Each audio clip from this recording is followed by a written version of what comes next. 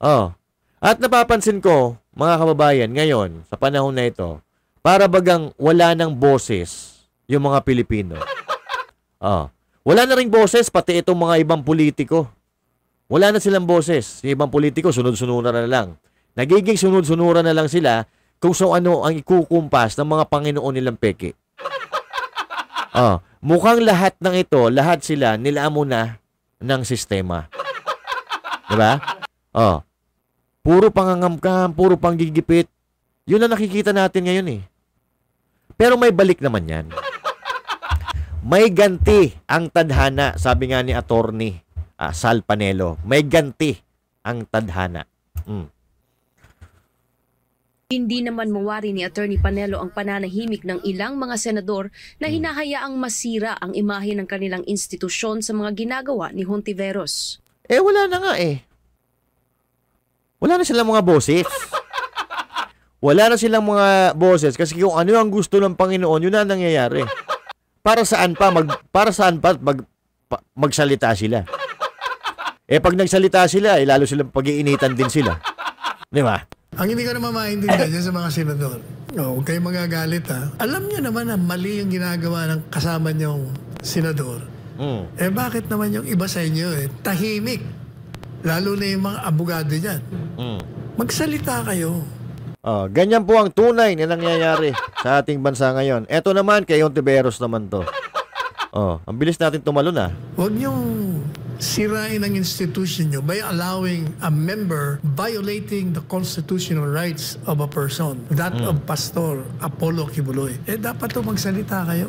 Samantala, babala ni Panelo kay Hontiveros, alam ko kung saan ka pupulutin, Miss Raisa. Pupulutin ka sa kangkungan ng kasaysayan. Doon ka pupulutin. Pag tinuloy-tuloy niyo yan, yung pang-aapi ninyo, yung persecution na ginagawa niyo, maniwala kayo. Yung mga Diyos ng tadhana,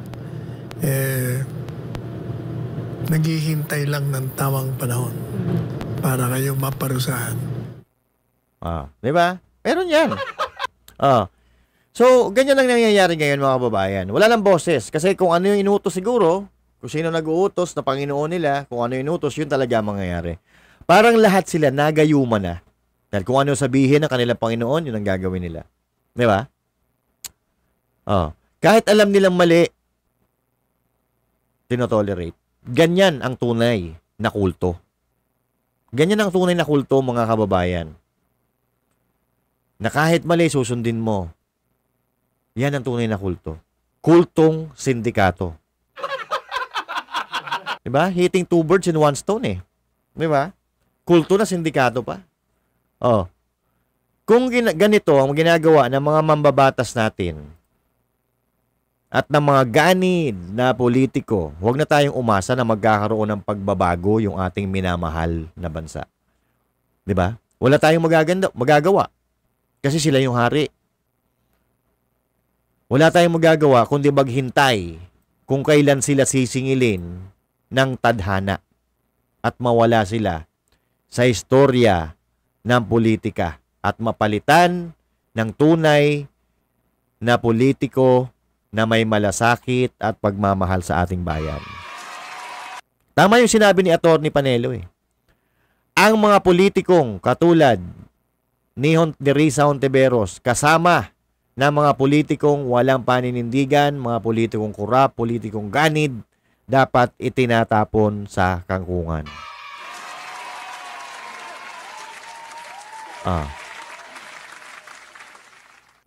Diba?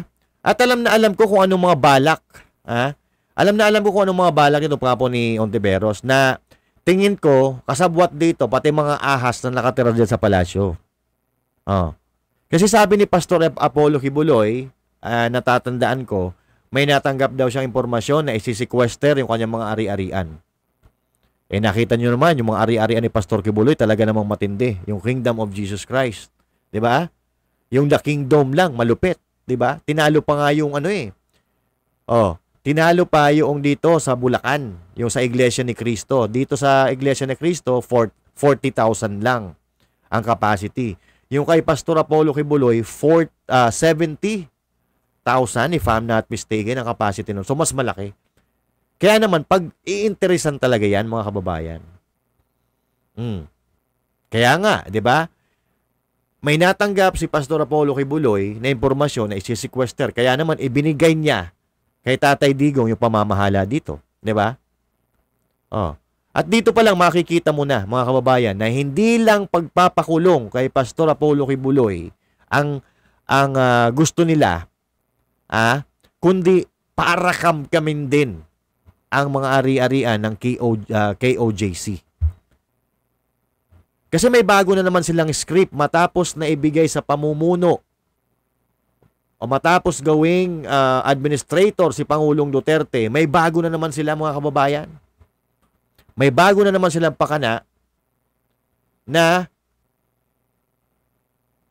imbestigahan si Pangulong Duterte. Eto.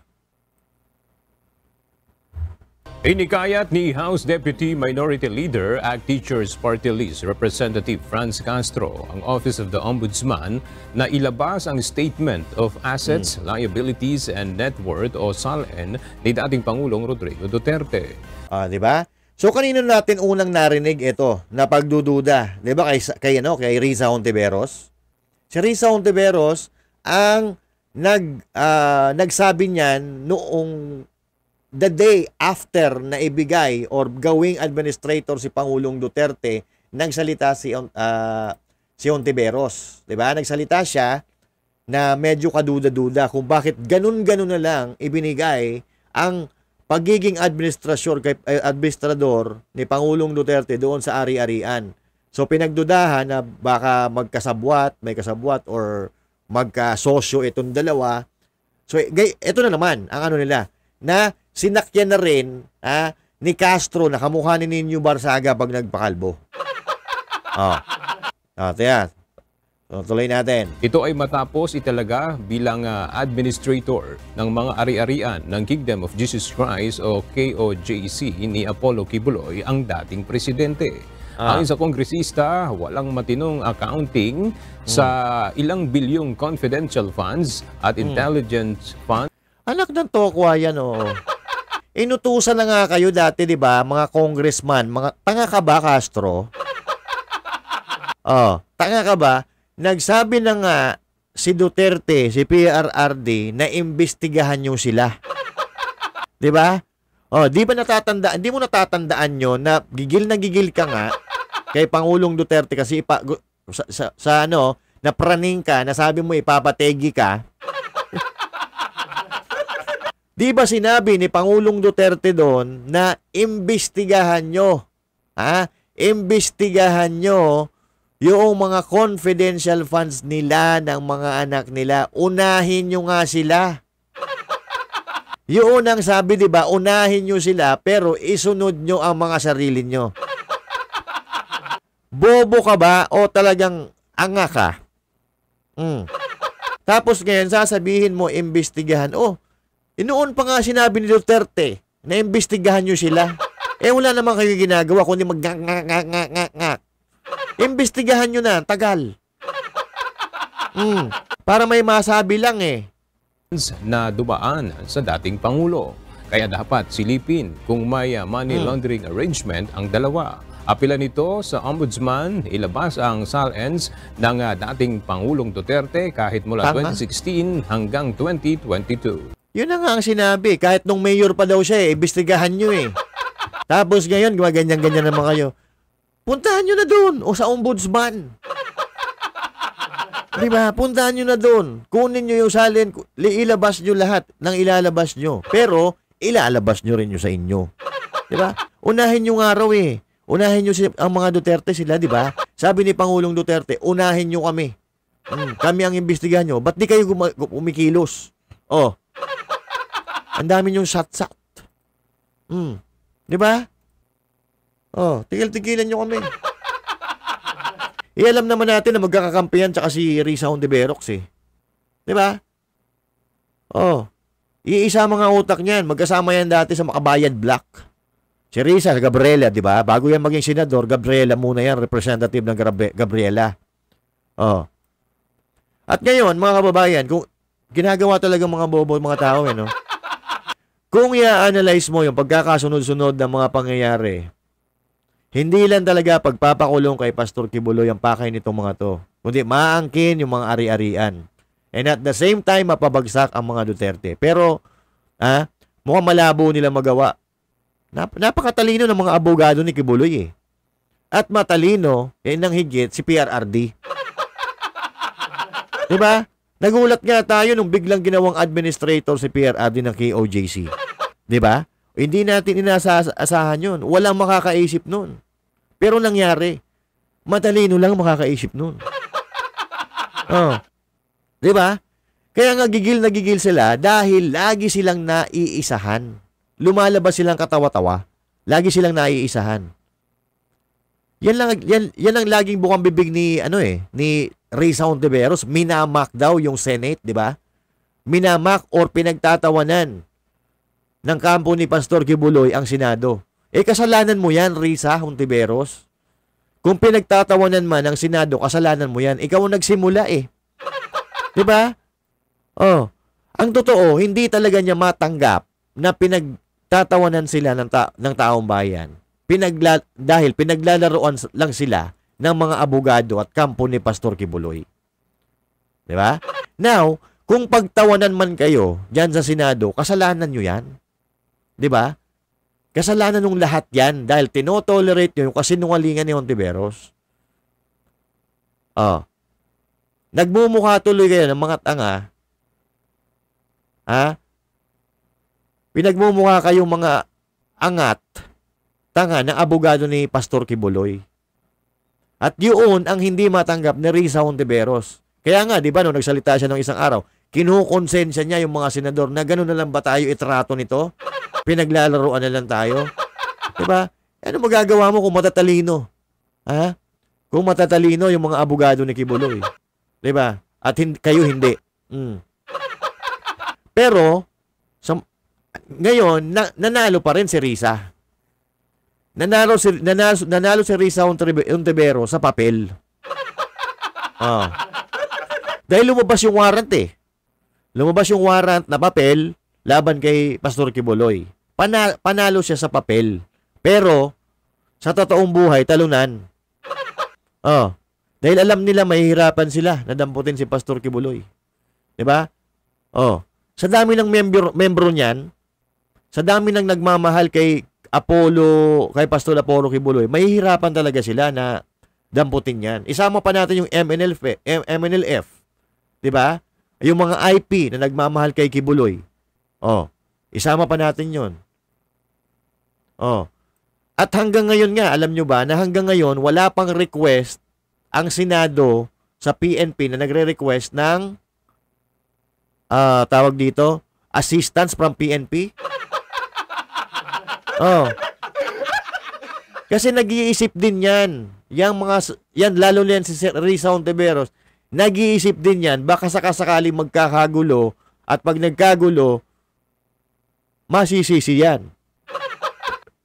Sila ang masisisi ng taong bayan dahil dyan sa ginagawa nila kay Kibuloy. Diba? At ang unang-unang sisisihin dyan, maliban sa Senado, si Hontiveros na may pasimuno nito. Kasi tingnan nyo may 48 hours po na binigay ang Senado sa Sergeant at Arms para hulihin si Pastor Kibuloy. Lumipas na yung 24 hours, hindi pa rin naaresto. At kapag lumagpas pa ng another 24 hours na hindi pa naaaresto si Pastor Kibuloy, siyempre, babalik yung Sergeant at Arms sa Senado, ipapaliwanag nila ngayon kung bakit hindi nila naaresto si Kibuloy. Ganyan po yung proseso. At doon naman sa mga supporter ni Pastor Apollo Kibuloy, huwag kayong magagalit, huwag kayong magtatampo sa mga pulis. Kung sakaling humingi ng assistance ang Senado dahil obligasyon po ng mga pulis na magbigay ng tulong or assistance sa kahit na sinong Pilipino, mandato po nila yan. Diba? Lalo na sa pagpapatupad ng batas, yan po ay trabaho nila. Pero hindi po sila magsiserve ng warrant of arrest. Hindi po sila ang magsiserve. Ang gagawin po ng mga pulis, sila po ay mag-a-assist lang. Ito po yon. Ganito po ang ibig sabihin. Leia, kung sakaling makatanggap na ng coordination ng PNP mula sa Senado, ano ngayon ang susunod nilang magiging hakbang? Magandang tanghali sa iyo, Ella. Handang bigyan ng assistance o samahan ng Philippine National Police ang Senate Sergeant at Arms sa pagsisilbi nga ng warrant of arrest ni Kingdom of Jesus Christ founder Apollo Kibuloy. Subalit hanggang sa kasalukuyan, Ella, sinabi ni PNP Public Information Office Chief Police Colonel Jean Fajardo na wala pang natatanggap na formal request ang PNP ukol dito. Sinabi pa ni Colonel Fajardo na ang Senate Sergeant at Arms ang magbibitbit ng warrant at hindi ang mga tauhan ng PNP. Tanging tulong lamang para sa seguridad ang magiging papel ng mga pulis. Nauna nang sinabi ni Police Regional Office 11 Director, Police Brigadier General Alden Delvo na nakahanda na ang Police Davao na alalayan ang Senate Sergeant at Arms sa pagsisilbi ng warrant. Mayroon na rin aniya silang mga contingency measures sakaling harangin sila ng mga taga-suporta ni Kibuloy. Magpapatupad din aniya sila ng maximum tolerance sakaling magkaroon ng komosyon o hindi kanais-nais na sitwasyon sa pagsisilbi ng warrant. So ganon, mga kababayan. Abay, magkakaroon talaga ng komosyon yan. Magkakaroon talaga ng komosyon. Naaalala niyo pa ba yung kay Senyor Aguila? Yung ano ba tawag ng kulto na yun? Senyor Aguila, di ba? Yun kung tutuusin, small time na sekta lang yun. Pero nag-ingay sila nung binitbit or bibitbitin, dadalhin si Aguila sa Senado. Di ba? Napahupa lang yon nung nagpunta doon sila Senador Bato de la Rosa. Umupa yung sitwasyon. Pero, bago dalhin sa Senado, si Senyor Aguila, medyo nagkaroon ng komisyon doon, di ba? Konti lang yung tagasunod ni Aguila, pero nagkaroon ng tensyon. Eto pa kaya si Pastor Kibuloy? We're talking about millions of supporters. Napakaraming supporter ni Pastor Apollo Kibuloy. Kaya, yung komosyon, magkakaroon talaga yan. Kaya nga magdadalawang isip din ang nagtatangka na magdampot kay Pacquiao, kay Pastor Apollo C. Kibuloy. Di ba? Dahil nga sa sobrang dami ng supporter at gigil na gigil ang mga supporter ni Pastor Apollo Kibuloy. Di ba? At hanggang ngayon, mga kababayan, nag-iisip din yan. Baka sakasakali magkagulo. Parang tinatansya rin nila Hontiveros at ng Senado yung sitwasyon. Kung ano ba talaga lagay. Siyempre magtatawag yan. Ano ba sitwasyon dyan? Kumusta yung mga miyembro ni Kibuloy? Naghahanda ba? Ganyan-ganyan. Kaya mag-iisip din yan. Hindi riyan basta-basta ipapadampot. Dahil hanggang ngayon, sa mga puntong ito, wala pang nare-receive na warrant of arrest ang PNP Davao. Eto. As of this time, wala pa kami na-receive na arrest warrant for Pastor Kibuloy. But then, kung meron man po, ma'am, na dumating, siyempre, ang Davao City Police Office is ready naman to implement part of the warrant of arrest of Pastor Kibuloy. Whatever the instruction from the higher headquarters, we will follow, ma'am. Hindi pa nakakarating sa Davao City Police Office ang kopya ng warrant of arrest ng Senado para kay Apollo Kibuloy. Ayon kay Davao City Police spokesperson Police Captain Hazel Caballero, nakahanda naman sila sakaling matanggap nila ito anumang oras. Naka-standby na rin anya ang kanilang mga tauhan upang umasiste sa mga magsisilbi ng warrant o sakaling magkakaroon ng resistance sa panig ni Kibuloy. Magkakaroon talaga yan. Ng PNP personnel sa Kalinan Police Station at Buhangin Police Station kung saan malapit ang Kingdom of Jesus Christ Compound at Prayer Mountain. Sa ngayon, naghihintay na lamang umano sila ng order at koordinasyon mula sa kanilang higher headquarters at sa Senate Sergeant at Arms. Mas okay kung na-coordination. O kasi hindi natin alam, ma'am, may mga tauhan din si Pastor Kibuloy kahit na isipin natin na kasi hindi nila gusto na di ba? So parang maiwasan na lang kung may mga pangyayaring hindi okay. So mas okay pag may presence ng kapulisan natin from the Davao City Police Office or from the Police Regional Office 11. Tumanggi naman itong kumpirmahin kung nasa Davao City pa si Kibuloy o nakalabas na ng bansa. Bagamat inamin nito na gumamit sila ng modern technology para malocate ang kanyang kinaroroonan. Sakali namang magsagawa ng rally ang mga supporters ni Kibuloy sa Roas Freedom Park, nakahanda ang mga pulis na magpatupad ng maximum tolerance. Meron tayong standby force. So anytime, ma'am, nandito naman yung kapulisan natin na magko-control kung meron mang magrarally. Di ba? So, wala pang nare-receive na warrant of arrest hanggang ngayon. So, ang tanong, bakit wala pang ibinibigay na warrant of arrest dyan sa Davao City Police? Kasi nag-aalangan nga rin sila eh. Di ba? O, eto ulitin ko hindi po natin dito pinagtatanggol si Pastor Apollo Kibuloy dahil siya ay si Pastor Kibuloy, dahil siya kaibigan ni Pangulong Duterte. Pinagtatanggol po natin si Pastor Kibuloy dahil tayo ay naniniwala na siya ay ginigipit at tayo ay naniniwala sa kanyang pinaglalaban, sa pinaglalaban ng kanyang mga miyembro. 'Di ba? Nakikita naman natin Nakita na naman natin kung ano talaga nangyayari, mga kapatid. Hindi ho ba? Hindi naman ho tayo mga bulag, hindi naman ho tayo mga tanga. So, yung pulis, wag po kayong, sa mga supporter ni Pastor Kibuloy, wag po kayong magagali kasi trabaho talaga ng pulis yan. Okay? Dahil kahit kami rin, hindi rin, nakikiisa po kami sa inyong mga miyembro. Di ba? So, ulitin ko, hindi natin pinagtatanggol si Pastor Apollo Kibuloy dahil siya ay si Apollo Kibuloy na kaibigan ni Pangulong Duterte. Hindi lang tayo sumasang-ayon sa proseso na ginagawa nila na panggigipit, na halata-halatang panggigipit. Siyempre, may magsasabi na naman, bakit di ka ba naniniwala sa mga senador? Bakit bumoto ka ng senador? Diba? Yung mga pilosopo, gaganyanin ka eh. So, alam nyo, ganito lang kasi yan, mga kababayan. Kung may karapatan ang mga senador na gawin ang mandato nila, may karapatan din ang bawat isa sa ating mga Pilipino na ipagtanggol ang ating mga karapatan, which is yaan ang ginagawa ng kampo ni Pastor Apollo Kibuloy. Ipagtanggol yung kanyang karapatan. Pero sa ginagawa ni Hontiveros, hindi ho talaga ako naniniwala dyan. Hindi po talaga ako naniniwala kay Risa Hontiveros ever since